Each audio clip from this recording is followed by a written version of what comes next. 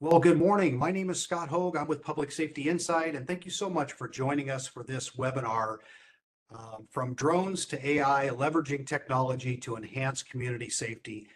I want to start by saying thank you to Samsung for sponsoring this webinar, and also a special thank you to Chief Kennedy at the Chula Vista Police Department for allowing us time with her staff and her agency to take a sneak peek into the great work that they're doing when it comes to technology. As through the presentation today, if you have questions, please put those in the chat. We'll get to the questions at the end. Your questions are really valuable to us and will really contribute to the success of the webinar. So with that, I'll keep my introduction really short, and I want to turn the time over now to Ed Handog of the Chula Vista Police Department. Ed, take it away.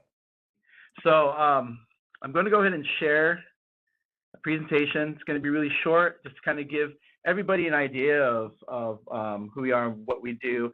Like I said, I'm from the technology side, so our sworn side dreams it up, and we make it happen, sort of in the back end. Brief history. So basically, our journey to technology innovation started 2016 when we passed the CLETS clearance for Cal DOJ for Office 365. It was a huge win for us because no one's done it yet, and we saw the importance of moving from local documents to cloud documents. And that was back in 2016.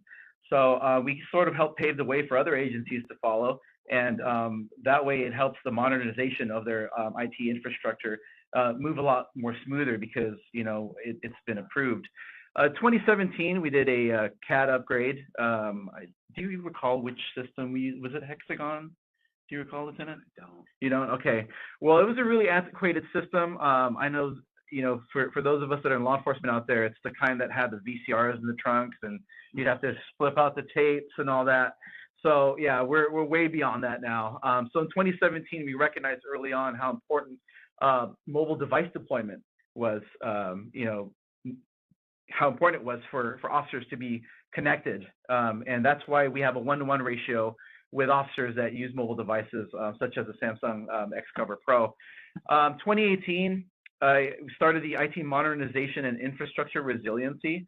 So please keep in mind that before you kind of start going and venturing into innovation, you have to make sure that the technology is readily available and that these resources are resilient and they're consistent. What I found before getting into this role as manager is that a lot of morale is affected if technology isn't working the way that people expect it to. So what I like is when I don't hear anything that no complaints. We don't need a pat on the back. Just knowing that people can trust the technology and use the technology is enough for us, and that we're doing our job behind the scenes. And back then, when we first started this, we were more of a 70-30 shop, meaning that 70% was in creating projects, but 30% was operational efficiency. So prior to getting into this role, I developed a plan to kind of flip it over to get operational efficiency. In 2022, we actually achieved 99.999% operational efficiency in IT. What that does is it leaves us room to troubleshoot all the other stuff that we're doing. DFR, things with Live 911, our dispatch, our comm center, the heartbeat of our city, making sure the watch commanders have access to all of their technology. So everything from the crime lab to the front office, we worked on that and achieved that goal, which is great because now we can do sort of the things that you'll be able to see today. Roughly around that time, we were working on collateral duties. Obviously, we have DFR. Live 911, which you'll see later, is a project that we worked closely with a vendor on. And basically, we didn't know how to get the dispatch feeds into the police vehicles. So we were kind of building a plane as it was flying, but it was more of a collateral type duty. But it goes to show the importance of having that partnership with sworn staff to get that feedback, so that what we build for them, what we create for them is actually useful, and people would want to use it because it's easy and it's helpful, right? We also did DEX, Samsung DEX, because they're the only ones that offered this option of replacing an MDC. The technology has come a long way where the line between a computer and this device is just blurred, where now you can use a lot of web-based applications, especially for law enforcement. We also did video analytics. There was a company that we worked with called Iron Yun, where we were going to put the video analytics is basically rudimentary AI, where we're teaching the machine to recognize certain things in a field of view from a camera, whether it be smoke, whether it's somebody lying down in an intersection, or being able to identify between children and adults. And the reason why we were thinking forward is because if we were to deploy these resources into the city, it's not coming out of one pot, one budget, which is maybe could be police or public works. But if we make these tools utilized for everybody, like fire, for instance, detecting fire, then we can sort of pool our resources together to deploy these resources across the city and gain the most value out of them. So that was kind of the reasoning behind what we do here in technology and the things that we think about as we move forward through these things. In 2023, our real-time operations center, what you see behind us, it went live. And basically our platform is Motorola Command Central Aware.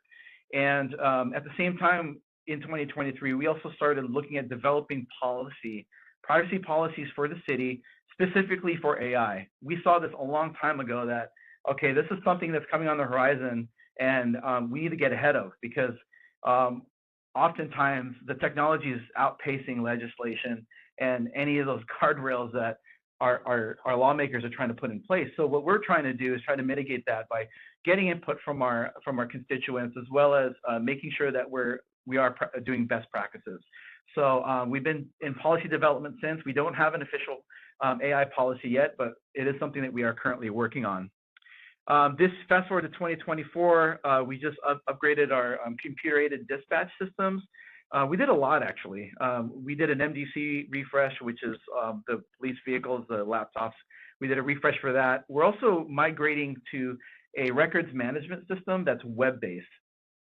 And the reason why that's important is that in the future, if we do move to these devices, it would be OS agnostic, right? So meaning that you won't need a Windows machine to pull up your records, because all of that would be integrated seamlessly into a device like this that can ingest web-based applications and be really productive with it. So rewinding back into 2017, 2018, when we were considering this as DEX, when we did a pilot, oftentimes it was difficult because people were reluctant to adopt that technology, number one. Number two, the application development and support hadn't caught up yet.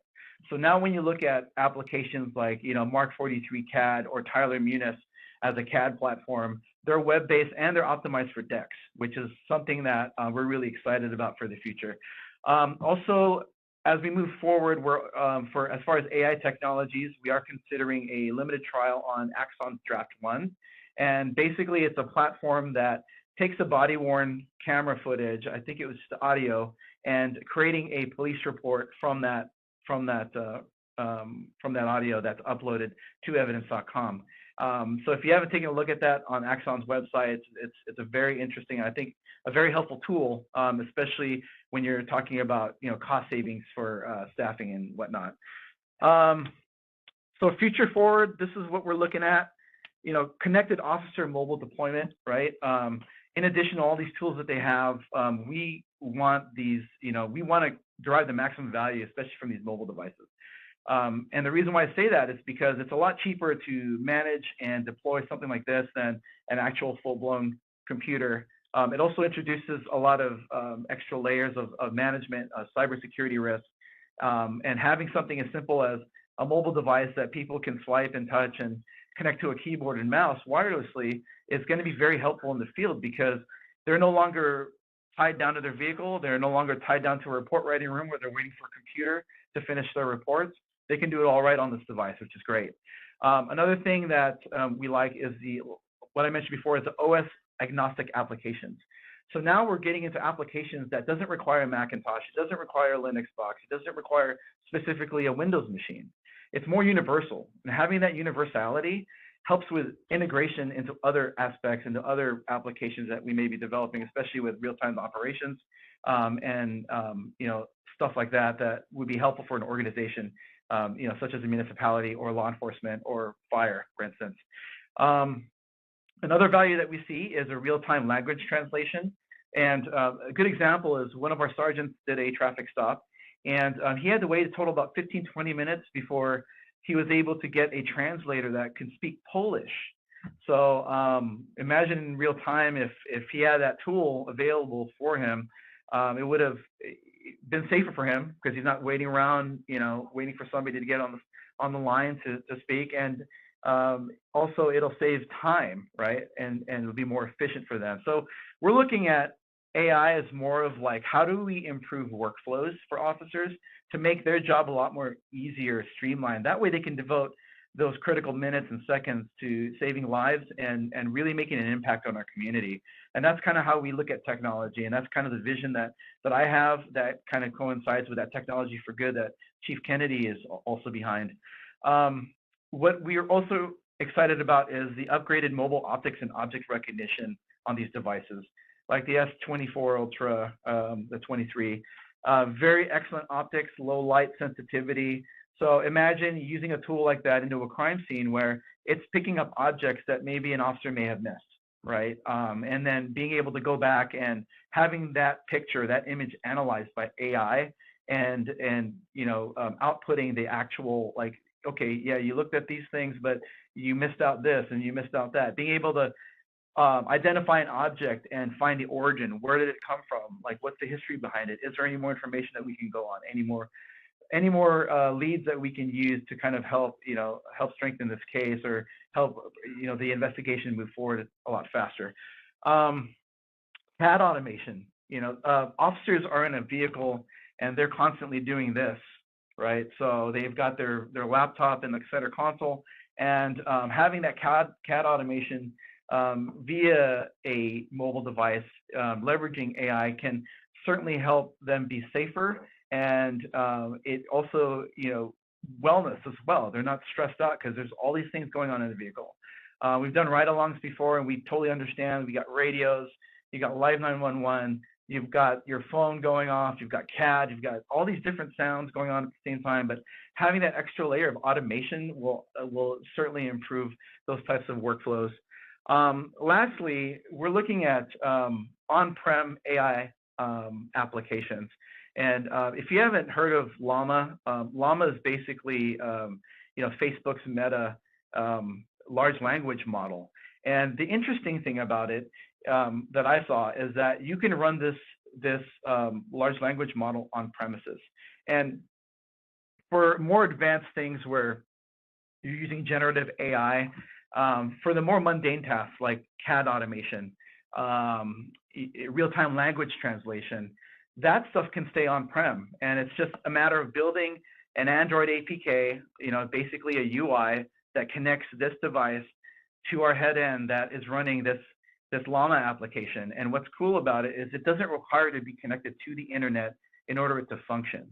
And for these low-level type things that we're trying to solve, I think it's a valuable tool because for proof of concepts type situations where, okay, how can we quantify that AI can help us without having to go out and purchase $100,000 or $200,000 solution and then having to back the data up? Well, we can start doing that now on a smaller scale, right? Bringing that value through the use of technology and leveraging that technology will, certainly help not only streamline performance, but it'll help the bottom line, and it also justify these kind of future purchases. So with that, I'd like to turn the stage over to Lieutenant English, who's going to be talking more about our DFR program. So let me get that queued up for you, sir. Thank you, Ed. No problem. Hey, that was a great presentation on the wonderful things that you guys are doing there in your technology unit. Thank you. While Ed gets us set up, let me introduce myself. My name is John English. I'm a lieutenant with the Chula Vista Police Department. Proudly served for 25 years, and happy that I'm going to be continuing here in my career. Looking forward to the future, specifically in the areas of technology integration. Really some amazing things on the cusp. Before I get into the presentation, I just want to acknowledge Chief Kennedy. Without her, this would not be possible. We're very thankful to have a chief that is willing to look forward and to be able to use technology to help better service our community to keep it safer. So that's really important and really the catalyst for all things that we do. So thank you, Chief. The Drone is First Responder. The Drone is First Responder program, we're going to get into it here, initiated in Chula Vista and is kind of caught fire, if you will, across the nation and also on a world platform of various law enforcement agencies using this model. So let's get into it.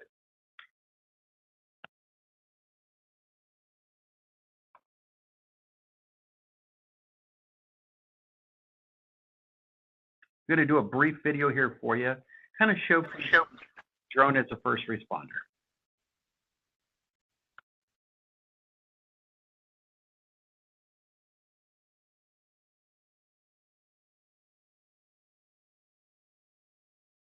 For some reason, we're not hearing your audio. You might have to share your audio.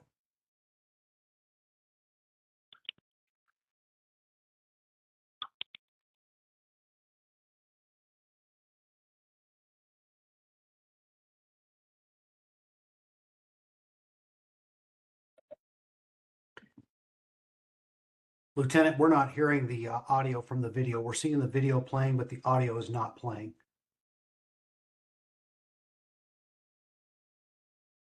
Well, we have a slight audio issue here, so we'll take a look and see if we can rectify that. There you go. Let's try this one again. That's why I'm here.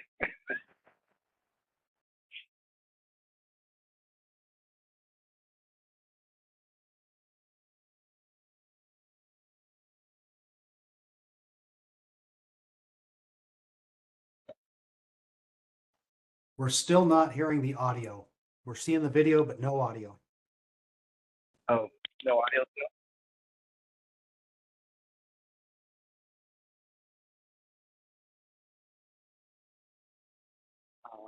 Is that correct? There's no audio? Yeah, that's correct. We're seeing the video, but we're not seeing any audio in it. Copy that. Or hearing any audio, I should say. Well, can I just, let me reshare it. Okay. Sorry about the slight delay. As Murphy's Law would have it, little tech issues happen.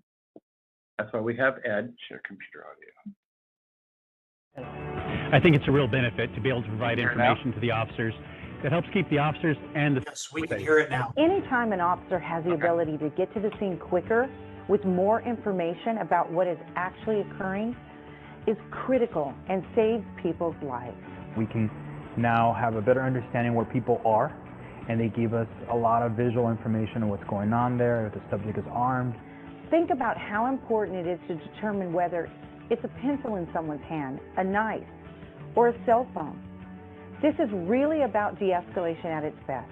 DFR is used as a de-escalation tool because it gives us another resource on our tool belt before we approach calls. The fact that we get to know in advance if a subject has a weapon, it's a great tool used by our agency. The community recognizes the value of the drone as first responder program as a way of reimagining police response and a better way to provide service to our community. And that's really kind of the idea going forward with this technology. And this is what's going to be going forward internationally as far as law enforcement use of drones. Drones, a first responder program, is cutting edge, it's innovative, and it is the beginning of the new policing era. We are saving lives and making a difference by changing the future of law enforcement with technology.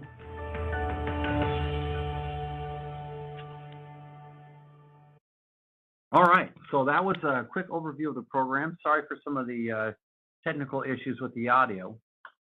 So let's start off here. Where is Chula Vista? Some people have asked us that, may not be familiar with the area. So Chula Vista is a suburb of San Diego, second largest city in the San Diego County.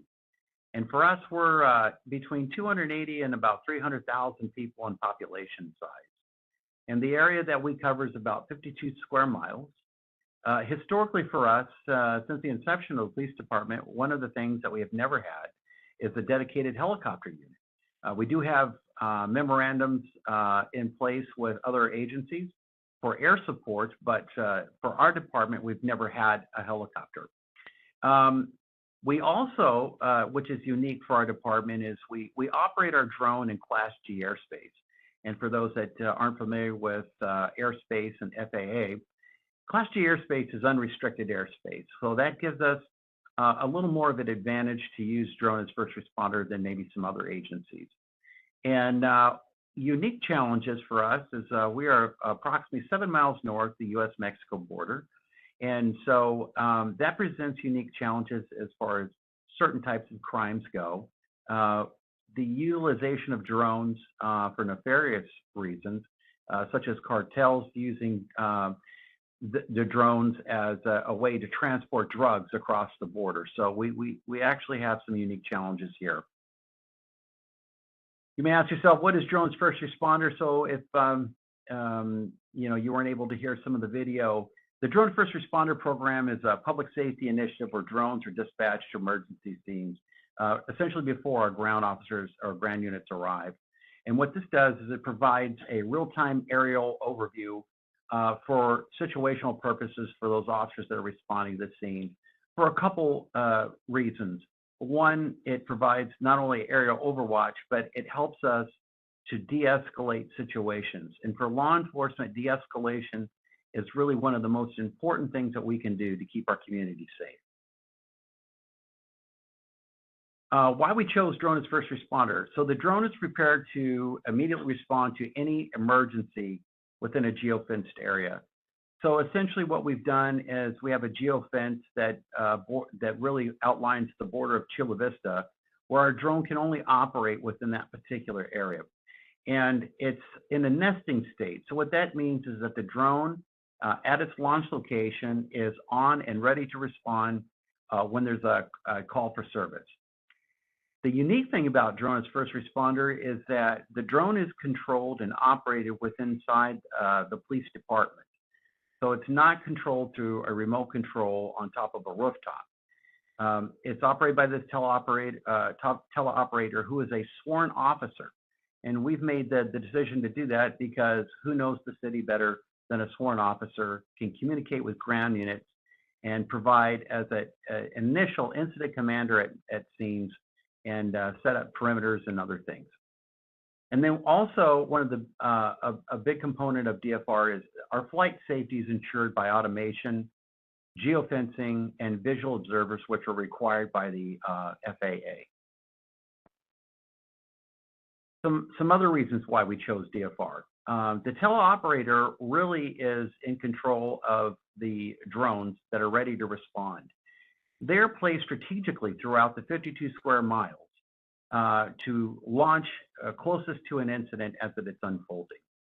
The teleoperator, as I explained just a moment ago, can assist with the coordination via radio to our officers on the ground, able to set up perimeters and calling for resources, and as I indicated, acts as an initial incident commander.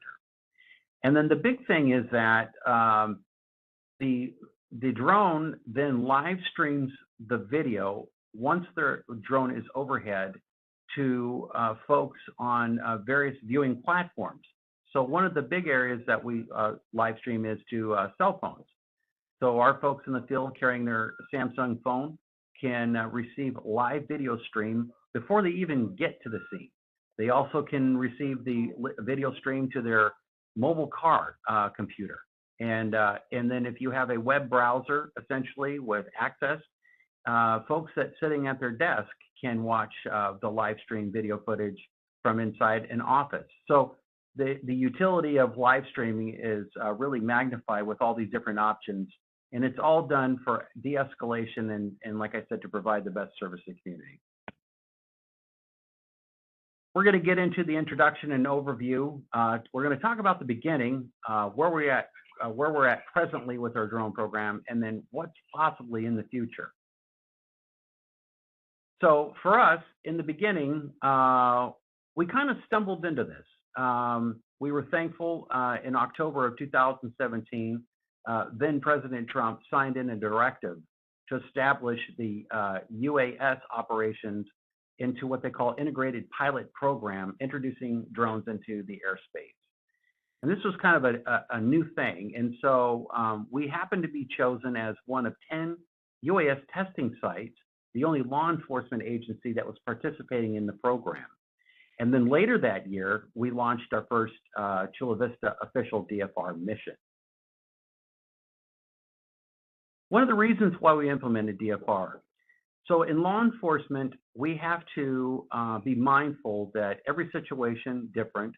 The officers go to the scenes and they respond. And sometimes there's very critical decisions that are made. And the way that we practice in law enforcement is we learn something from every situation.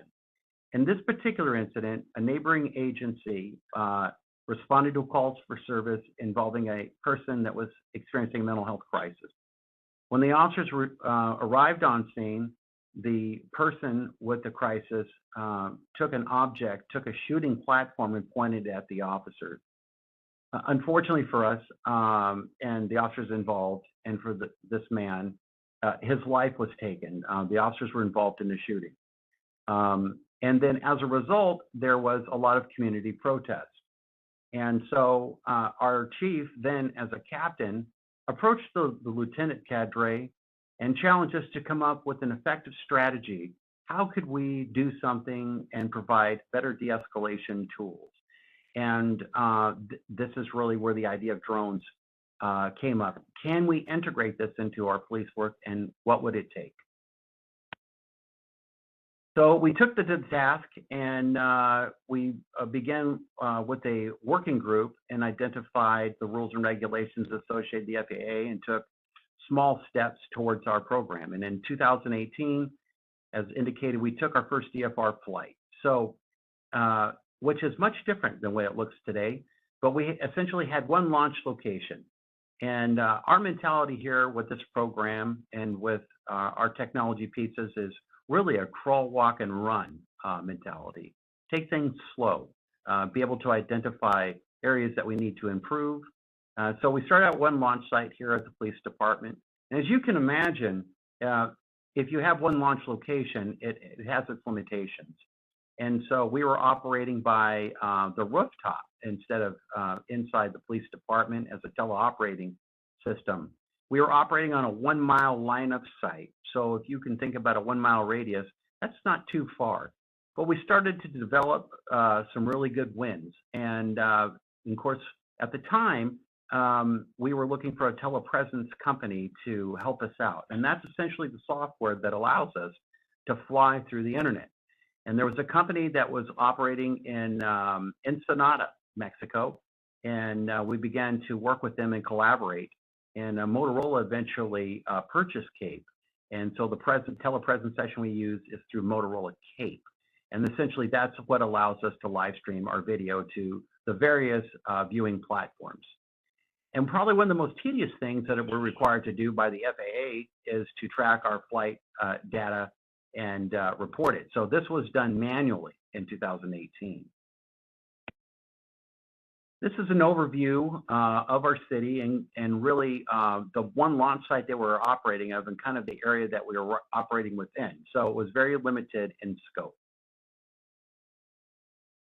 Today, our present drone deployment works really in a three-prong approach. We have a drone as first responder, we have tactical flights, and then we also have tactical integration with our SWAT team. So our program consists of 2 full-time teleoperators. We have a program manager, a supervisor, and 25 other UAS collateral pilots. Everybody in the program, including the chief, my captain, and to our folks that are in the field, are all certified 107 pilots to the FAA. If you didn't know it, the FAA considers these as actual aircraft and make no distinction between this and, let's say, a 737 aircraft. So we all had to go to flight school and pass. So on occasions with the tactical flights, we're able to launch from the back of our patrol cars. And then when needs be, if we have to integrate with a tactical team, we can actually fly our drones inside residents or commercial buildings in order to clear out the space to identify any potential targets before they actually make entry. Our present day DFR operations, we operate citywide at 4 locations strategically placed through the city, our launch sites. We operate 7 days a week, and on the weekends, we operate up until midnight. Our pilots teleoperate We use a third-party vendor to staff our rooftop, which is a requirement by the FAA. That company is Flying Lion, and so they provide us with what they're called PICs. We operate under a jurisdictional BVLOS COA that allows us to fly beyond 3 miles line of sight. We also have secured what they call a 1-to-2 waiver, which allows us to launch 2 DFR drones off one rooftop. And this is critically important because if you can imagine, sometimes crime scenes can go on for a while, and allows us to essentially leapfrog one drone with the other. So before bringing the first drone back, we can send a second one, get the overall aerial perspective, and then bring it back for a battery swap, what have you. So that really helps for program effectiveness. And then, of course, all the video is then live streamed through Motorola Kate. We also work with Live 911, which is an essential part of the DFR program. Live 911 is a web-based application where officers, dispatchers, essentially anybody with the proper credentials can log in this web-based application, and the officers can hear the actual 911 call coming into our comm center. Traditional law enforcement, an officer driving around the patrol car would have to wait to be dispatched. But in this case, we're able to hear the actual 911 call. And the benefits is that we can hear the updates as we're driving to a call. The call location is actually immediately identified for us, and we can see in relation to where the victim is at or whoever is calling us, where they are actually on a map, so we can find them. And then we also have what we call Campus Alert. And Campus Alert is set in place for all our schools within our school district. If a priority call comes in from the school, that call is given priority, everything else drops, and we're able to listen to it in real time and get our resources there quickly. So how this works is we'll listen to the call on, let's say, Live 911. The teleoperator is listening to it, picks the appropriate launch site, notifies the remote piloting command on top of the roof. That drone then launches, gets overhead, and then provides the live stream video to the officers in the field. What we're looking at here now is the actual coverage. So in each circle, in the center of each circle is essentially where a launch site is located, providing us the ability to cover the 52 square miles within Chula Vista. And so we launch from Chula Vista Police Department, Bayview Hospital, Sharp Hospital, and Spring Hill Suites in the city. So one of the most important things about the program also is the hardware and software component. So for our DFR missions, we fly DJI Matrice 300 and Matrice 350, and our camera gimbal is the H20T and H20N. And what the most effective thing about the drone is the actual camera that's on board.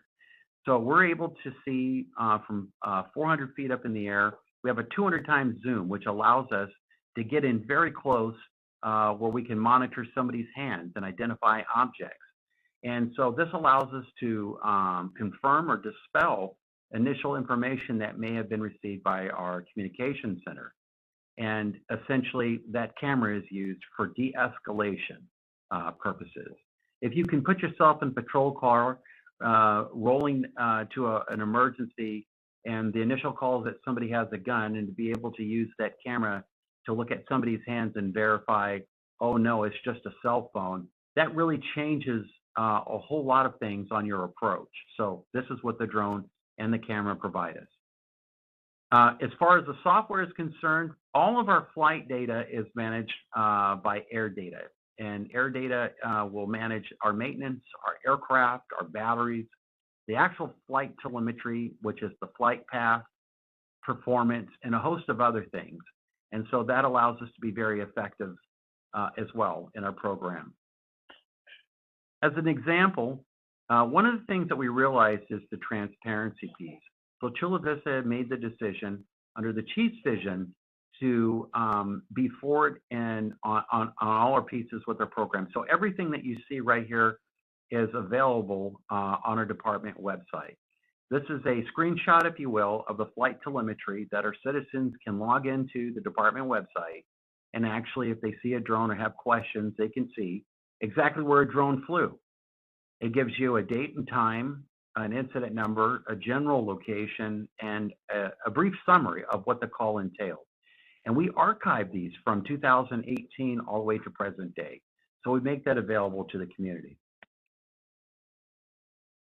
This is what they call a dashboard. This is also a public-facing dashboard that works off of Power BI, which was created by, this dashboard is created by our crime analyst manager. And what this does, it tracks all drone-related information. It gives you the calls for service type that we respond the most to. We've had over 21,000 flights. But one of the areas that I like to highlight that I think is very important for agencies to be fiscally sound is we can showcase that 1/5 of the calls for service that we respond to have been mitigated by a drone without sending a patrol unit. And that's really important when you have multiple calls for service of multiple priorities. We're able to send our patrol cars to other situations, so it frees them up. And then our average response time first on scene is 92 seconds. So if you think about 52 square miles and getting on scene in 92 seconds, that's pretty impressive.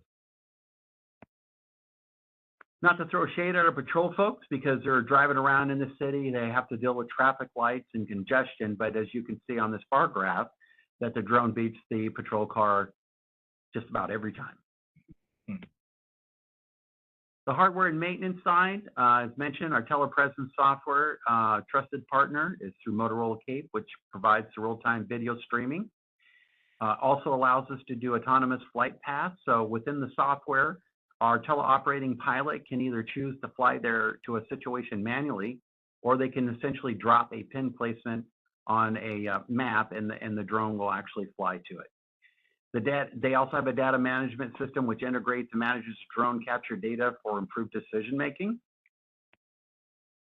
What I want to showcase to you now is a video that's also on our department website, but this was a situation where it shows the utility and effectiveness of a drone in providing the most important assistance. And so this involves a situation where a car had crashed off the side of the interstate, and our heads-up patrol sergeant was listening to a call for service through Live 911 and was able to get resources out there. Now, this is traditionally handled by CHP, those calls on the highway. So had we not been monitoring this, there could have been some serious implications for the driver who was actually caught inside their vehicle and the vehicle was on fire. So I'm going to play this video, and I might skip forward a little bit to save you some viewing time, but that's kind of the backstory, and we were able to get the drones there quickly.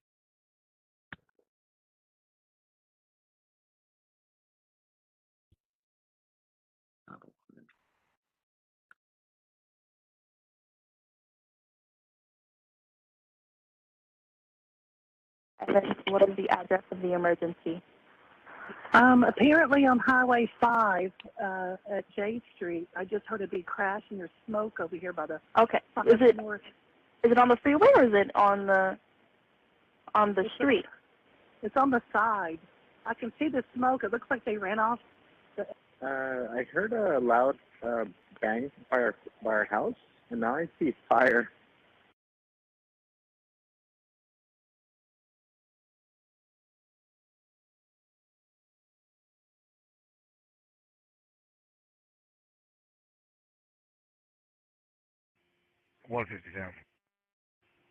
Have we notified CHP about that TC on the freeway and now the fire on the, kind of like the embankment? We're trying to transfer multiple RPs over to CHP now. 123 Alpha, 321, and 323. If you want to start that way for northbound I-5 at Palomar with a vehicle rollover. 322 code from Bravo and California. And 157, send them the code until we hear something from CHP, please. Oops, sorry, folks. Let me just get back in the video here. There you go. So this is an officer arriving.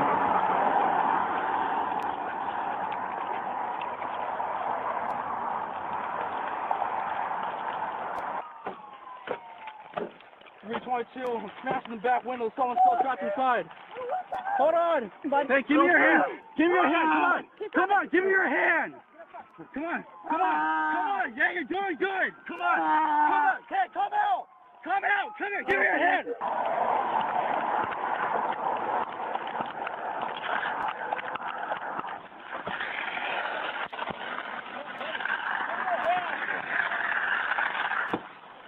Watch out, man. Watch out. Stop. Come on. Give me your hand. Give me both your hands. Give me your hand. Give me your other hand. Give me your other hand. Come on. Come on. Hey, come on. Keep pulling. There you go. Drag him out. Come on. Come on. Come on. Keep going. Come on, man. You're going to be okay. Fire's coming. Come on, keep going.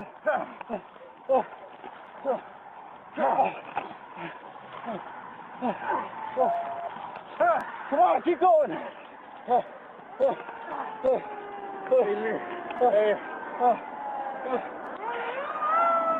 147, we got the subject out of the vehicle.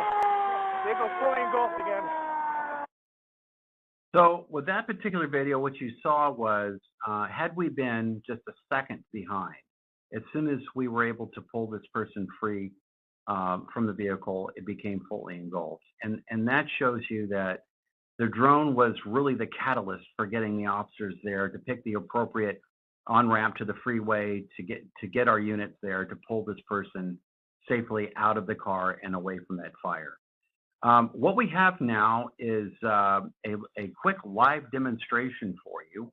We thought that you may want to see kind of what it looks like when the drone takes off and launches from the platform. So what we're going to do is we're going to go to our friends on top of our rooftop to show you a launch from the police department. Oh, this is the live.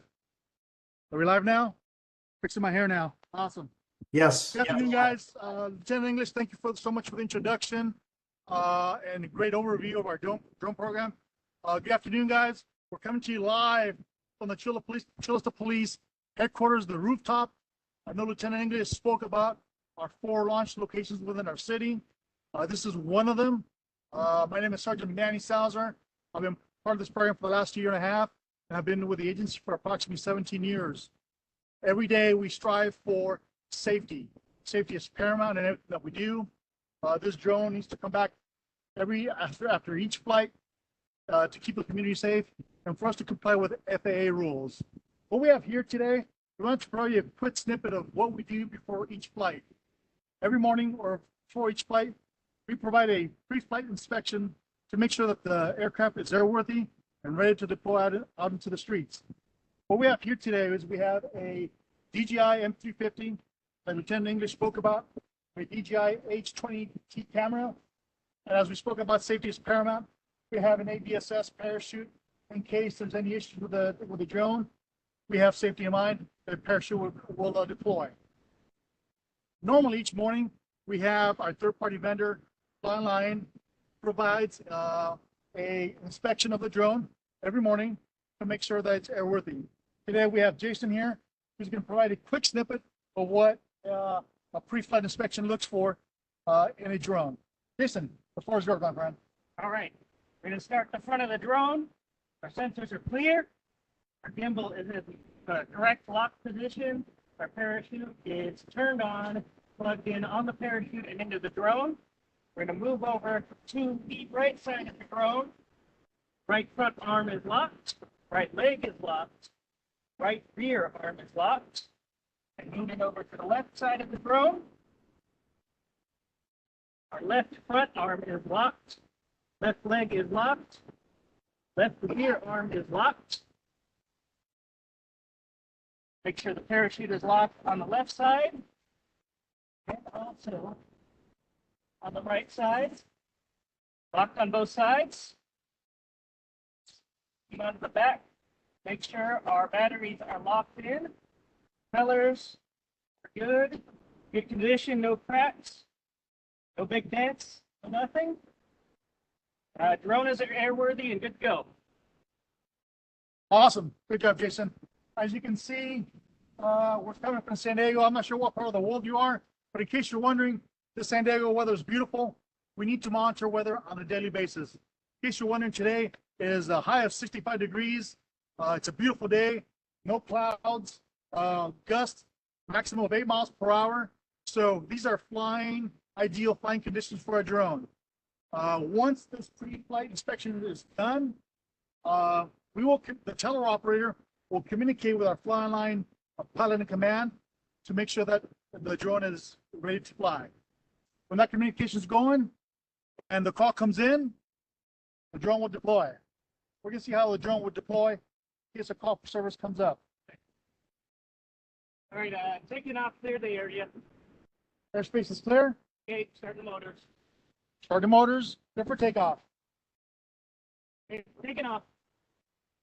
At this point, our pilot in command would communicate with our teleoperator and let her know that we're up in the air and he can fly the drone to the location where the call for service was received.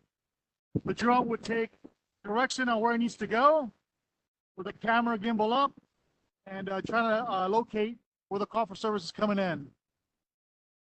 Once the drone is deployed, the pilot in command will communicate with the teleoperator that the parachute is armed and is ready in case it needs to be used.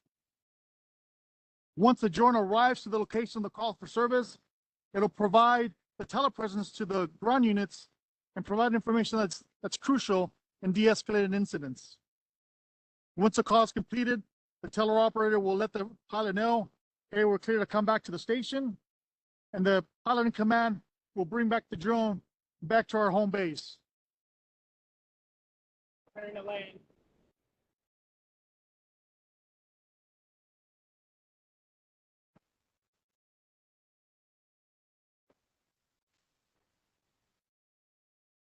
Landing.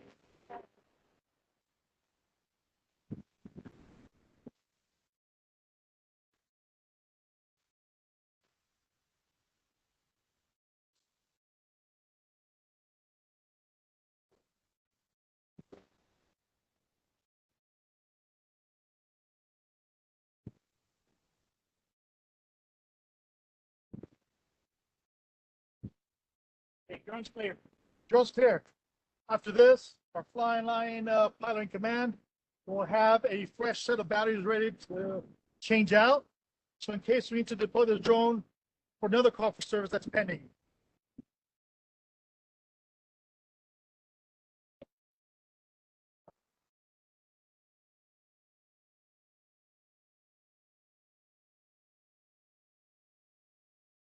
The pilot will conduct a quick overview that the drone came back in a good condition, and if there's no maintenance that needs to be done to the drone. Once that pre-check is done, this drone will be ready for flight for the next call for service, and we'll communicate that information to our teleoperator. Ladies and gentlemen, thank you so much for your time. We're coming to you live from the Chula Vista Police headquarters. Back to you, Lieutenant English. Thank you so much. Thank you so much. Great presentation.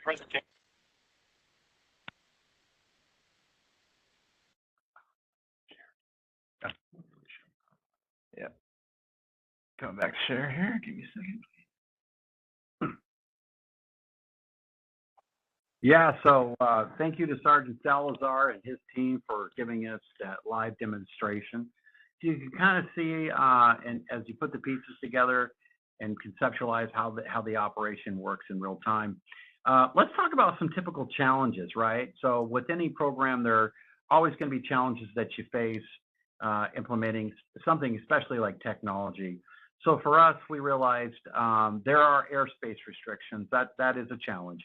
And although we operate in Class G unrestricted airspace, so other agencies implementing the same program that have greater airspace restrictions, specifically if those cities are closer to airports. One of the other challenges is working with the FAA because it's a very slow, antiquated process. We have some really good folks at the FAA that are on the drone side that are really help pushing the drone initiative to speed paperwork up and things. But, you know, to be quite honest, I think the FAA is still trying to figure out where drones fit in the aircraft box, if you will. The FAA does not consider this aircraft that we fly to be any different than, let's say, a 737 commercial airplane. So that's an important thing to understand. And we always want to ensure safety. There's also and can be connectivity issues. Obviously, we're operating through the internet, and as you see, sometimes it gets a little patchy. If you're working, let's say, through a city-owned infrastructure where you can go into the network that provides a greater connectivity. But if you're working off-site, like at some of the other launch locations, you could possibly have some connection issues because you're going through a cradle point system. Obviously, there's folks in the community that can have public concerns. And this is where you make them a part of the program. It's about engaging them in dialogue before you actually introduce a piece of technology, specifically as it applies to law enforcement. And Chief Kennedy and her command team were excellent at this by bringing this idea to the community and allowing all stakeholders to engage in conversation. Obviously, there's state and federal legislation with drones. I won't go into too far into this, but there are actually legislation on the table looking at to ban certain drones for use here in the United States. And then also funding can be an issue for certain agencies.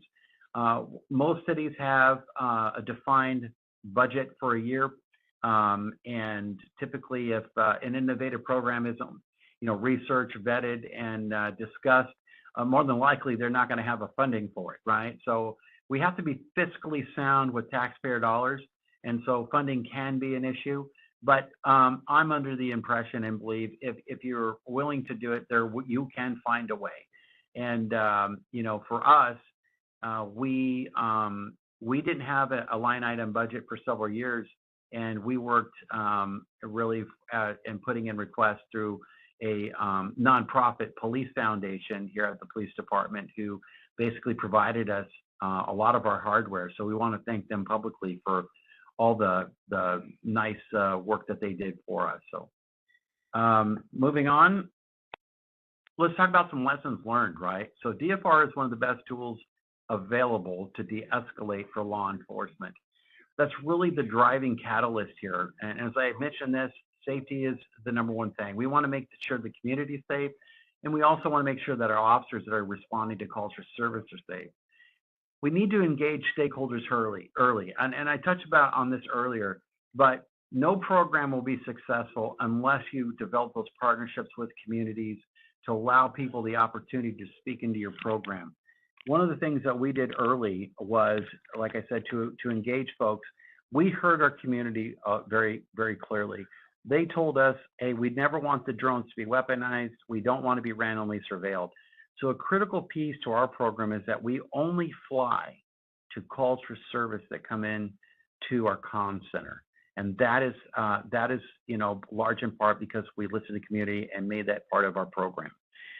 Being transparent, right? So a lot of folks have questions. What are the police doing with that? And so it's up to law enforcement to engage all stakeholders, the community, and make those programs available via, let's say, web access through department websites, to explain the programs, to answer questions, to engage at various venues in the community, to open the dialogue up so people understand. And this is all part of the transparency piece.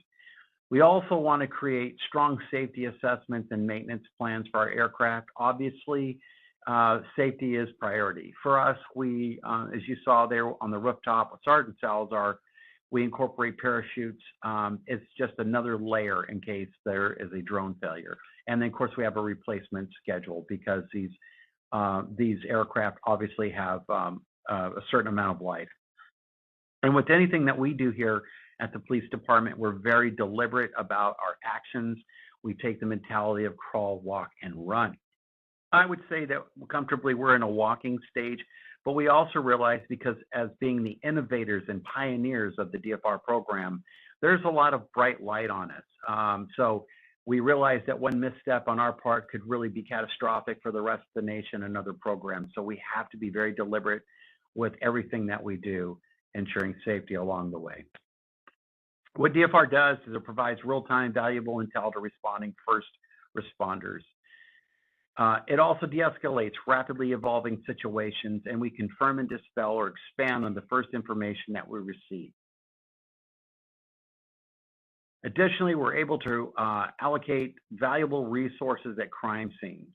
We provide a bird's eye view to supervisors, command staff, to various viewing platforms when an incident occurs. And essentially, it makes our first responders and community much safer. What DFR does not do, we do not conduct random surveillance on the community. And I touched a little bit on this. Our drones are not weaponized. We don't do facial recognition. We do not do automated license plate reading with our drones. We'll never put the community at risk. We do not share information with China or other outside government agencies. Our program has end-to-end encryption, and through that encryption process, all the live data that we're streaming only touches American servers, only United States-based servers, so it doesn't go anywhere other than the US. And in relation to helicopter units, it doesn't cost too much. A regular Bell helicopter, one, will cost you over $1 million, and our program in its entirety, I would say, is about that much. So there's much benefits on the cost side. Let's talk about what's next. I always like talking about planning ahead, right? So we have to look forward into the future and develop the technology.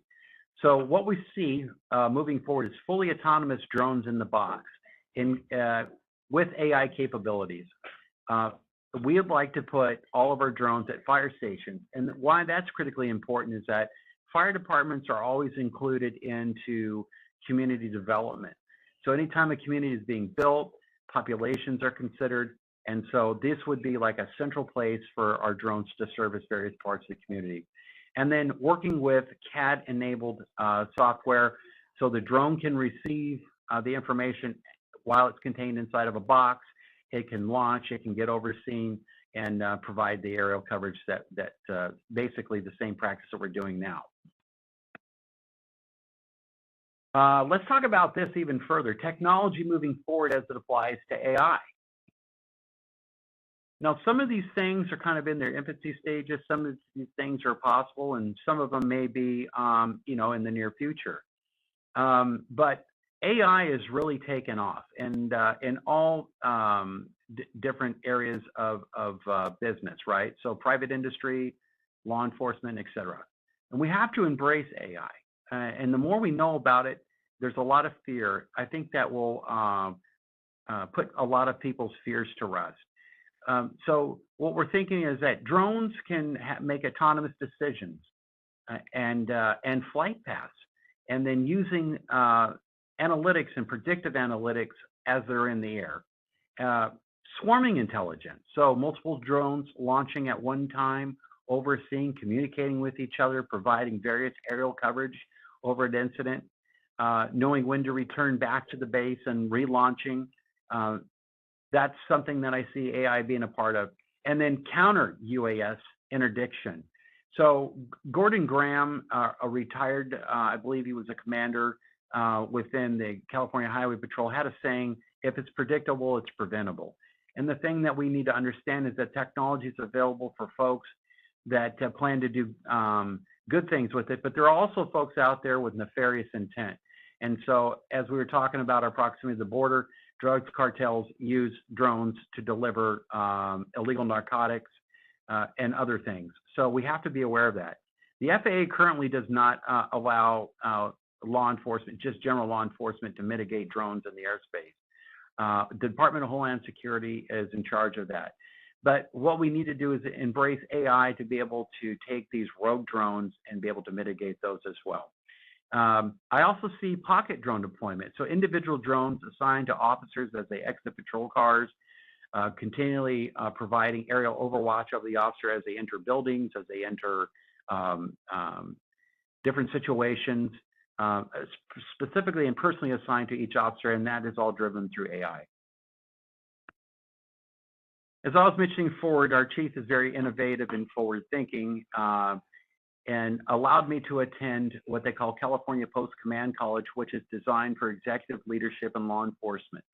The whole premise behind this program is to take law enforcement leaders to look toward the future using forecasting, looking at trends and events to identify problematic areas that law enforcement could be facing in the future, projected, let's say, 10 years out. My project, when I attended this, was in the area of teleoperated robotics. And what you're seeing here is the robot first responder. Now, the technology that you see here on the left with this Tesla robot is called Optimus. So this robotic entity is available right now.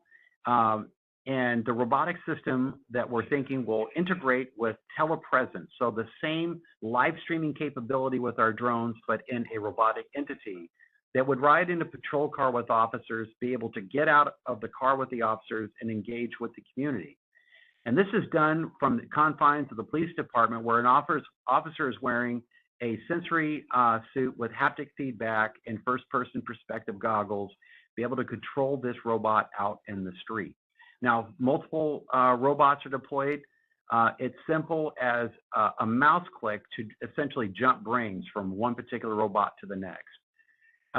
The great thing about this robotic entity is that it would be effective at crisis management scenes, where if we go to a chemical spill or a weapon of mass destruction, typically police will run into a scene and then end encountering something like rice and ingest it and end up dying. Well, AI could be a big factor with this, where you have sensors on the robot that can identify chemicals and things like this.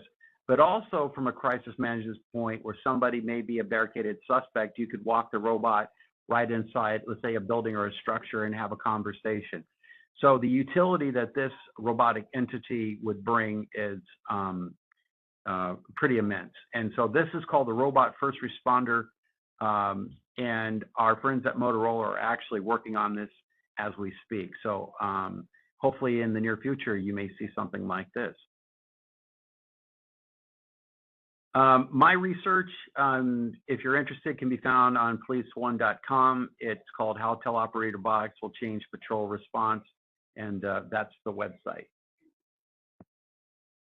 Here's my contact information, Lieutenant John English. That's the number to my desk. And essentially what this is a paradigm shift for public safety. Thank you so much, Lieutenant. And Ed, that's amazing. A lot of great topics covered, a lot of great information there. Gonna go back to Scott and say, do we have some questions in the queue? How are we looking? Yes, great presentation. Thank you so much for all of that. We do have a handful of questions. We're a little bit short on time, but I want to get to some of these questions. The first one is, can you speak to how you managed initial uptake of the technologies for staff out in the field? For Ed or for myself? Lieutenant, why don't you take that one? Okay, so how we managed the uptick of staff in the field? Technology bringing it to the field. Oh, so we include them into the transparency piece too, right? So the chief does a fantastic job conveying her thoughts and her program ideas throughout the entire department. And so, as you can imagine, when the idea of introducing a drone in police response, it really was amazing. And of course, even the officers may have had some apprehension at first, but as the drone continued to show how effective it was, the officers embrace this technology, and they actually will request it or make sure that the drone is up. And what that does is it provides them the aerial overwatch at scenes, but it also provides them another layer of accountability, right? So it really works twofold. But the officers really embrace this technology. Can also interject on that as well. So when I first started working at Chula Vista PD, our officer orientation with technology was roughly 20 minutes. Now it's 4 hours. So if you can imagine, all of our new officers that come in through, we're constantly updating our training materials to expose the officers to the technology that's available to them. That way, when they see it later on in future trainings or they see it around the building, they know what that is and they know where to look for help if they need help with that technology. So we try to make technology as accessible as possible, and also the technology unit as approachable as possible, so that they're not afraid to ask these questions. That's good. Perfect. The next question is are there any concerns regarding the digital evidence generated from the drone footage for judicial purposes? Yeah, that's a great question. So the Chula Vista Police Department treats all evidence, video evidence, or excuse me, any video collection as evidence. And we secure that within a safety in a cloud system. And so we don't release that out to the public. And so anything could be tied to a crime case. And so we want to make sure that when we do get the video, that it's made available for the district attorney for prosecution purposes. But all video is treated as evidence within our police department. Perfect. Just got two more questions here. How does command staff or coordinating staff see the drone footage from their mobile devices? Yeah, very good. So as long as somebody has proper credentials and a web-based application, so it could be cell phone, it could be your personal, the desk computer, a tablet, a laptop. As long as they have that in a web browser, they're able to log in through the Motorola Cape system and actually watch the live video feed. Excellent. And the last question that we have here is, are you using TAC or ATAC for this solution at all? No, we're not. Actually, we are considering it as a solution. We have it sandboxed. Obviously, we can't do much work on it yet until we get the proof of concept up and running, and then go through the sort of privacy type things that we have to go through with the city. But we've seen TAC before. We've looked at it a lot, and the work that Amos has done in the industry is amazing. Very inspirational, and it looks like a viable option, especially for an agency that doesn't have that much resources to put into financially into creating a real-time operations center. At least you can have something to start off as a base to proof of concept to get more public buy-in on it. Yeah, for those of you that don't know, Amos is on our Samsung public sector team. He's a new addition based out of Tennessee, and if you have any questions about TAC, ATAC, we'd be happy to set you up with him. He's an encyclopedia of technical knowledge. And one more question, and then we'll close it out. Does the video footage upload to Motorola Command Central and save there? No. So we have made the internal choice. Let me back up a little bit. So when somebody is developing a program, there's a lot of different options and different companies that one could choose. Although we do fly through Motorola Cape, we also have Axon body-worn cameras as the camera of choice for our agency. And we utilize the evidence.com platform within Axon. So all drone feed gets secured within evidence.com. Okay. Well, that is an awesome presentation. And I, again, just want to say thank you so much to the Chula Vista Police Department, each of you, Chief Kennedy, and also wanted to say thank you to Samsung. They're the sponsor of this webinar. They're the ones that also help make this happen. And Scott, I'll turn it over to you for the final closing thoughts. No, thank you very much. Thank you everyone for joining us today. We hope you found this interesting and insightful. If you have any questions, please reach out. We can put you in contact with Chula Vista PD or for any of your other technology needs. And Ed, Lieutenant, thank you very much for your time this morning. Scott. It's been amazing. Thank you, everyone. Thanks, everyone. Thank you. Have a great day. Bye-bye. Bye.